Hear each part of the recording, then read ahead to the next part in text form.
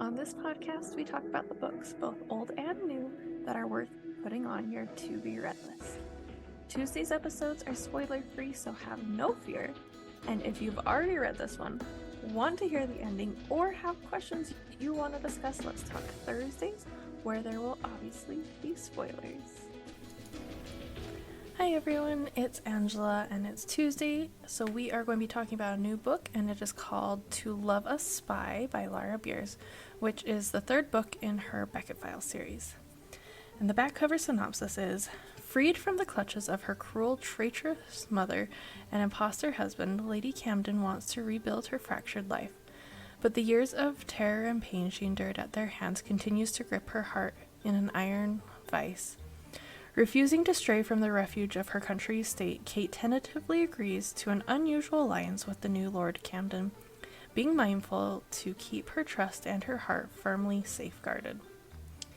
Adrian, the Earl of Camden, had lost everything he held dear while working undercover in France as an agent to the crown, known only as Hawke. Now, as Earl, he wants only to repair his tattered, lonely life. His efforts are interrupted, however, when he is called to accept another assignment: stop French spies from passing a bill in Parliament that will eliminate British aid in the war against Napoleon.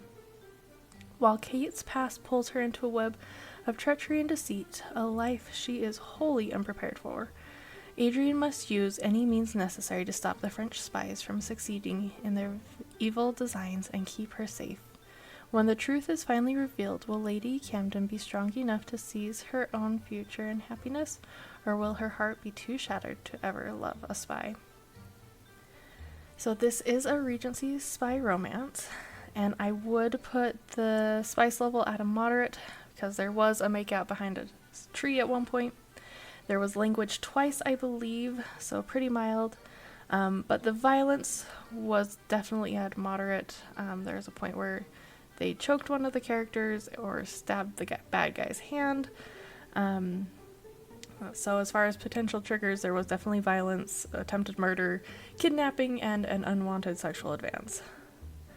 But we're going to jump over to the cons, because those dark threats were definitely one of the cons for me. Felt pretty dark. And yet again, they killed off one of the side characters, and they have got to quit doing that. Seriously, when I start putting books in the freezer. But on the pro side, there was always awesome humor and banter. This is one of her strong suits with this author. And there was a couple unexpected twists that I didn't see coming, and that's always really fun. Now, as far as my favorite part was a sledgehammer, which sounds unusual because a sledgehammer is an unusual tool to use for interior decorating work. Because, I mean, whose first thought is, let's do some interior decorating, bring me a sledgehammer?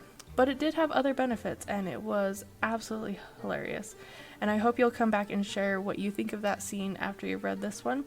And if you want to hear the spoiler version of this book, I will be back on Thursday.